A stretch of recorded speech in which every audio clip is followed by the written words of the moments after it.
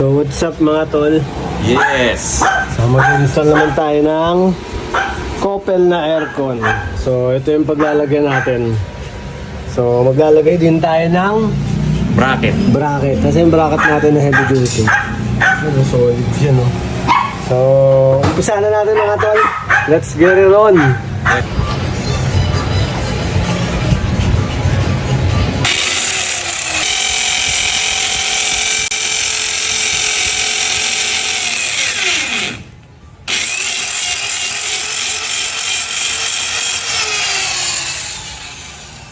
So yan, isalpak na natin. So isusunod na natin is lalagyan natin ng duct tape na parang frame. So para mas maayos tingnan. Koppel inverter aircon. So what's up mga tol? Dito naman tayo sa pangalawang installation natin. So babaklasin natin to. Natanggalin natin siya tapos lalagyan natin ng aircon. So umpisahan na natin mag-grinder.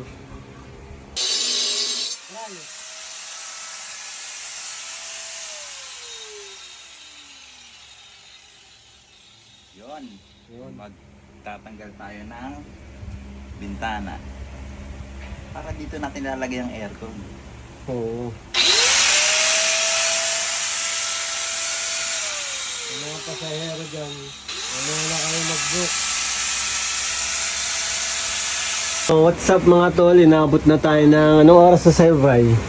The time now So is gabi na, magagabi na 6:14 p.m. 6:14 na. So ang kulang na lang niya ay yung breaker. So naglatag tayo ng breaker. So doon natin nilagay sa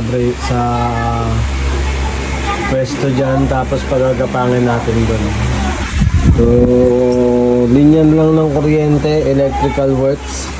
So maraming salamat po sa tiwala. Tapos na kaming mag-install mga tol. So nakapit na namin yung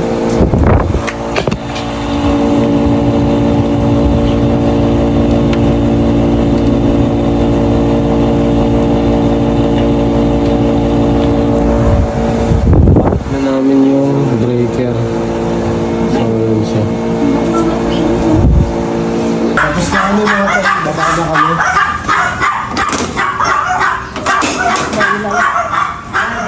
So medyo matarik. Tapos lang naman. Yes na kayo ma'am. So inaabot namin ng gabi mga tol. Uuwi na kami.